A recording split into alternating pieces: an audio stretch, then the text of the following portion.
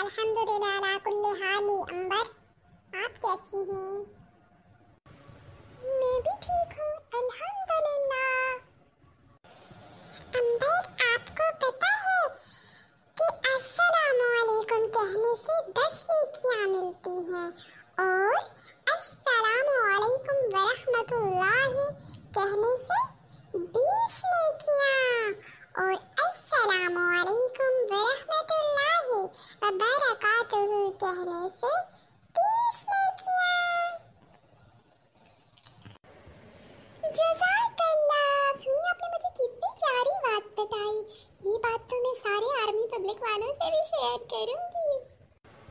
सारे प्यारे बच्चे इस्लामिक वज़ाइफ का चैनल जरूर सब्सक्राइब करें with Ems and Sam. Bye bye. फी अमान।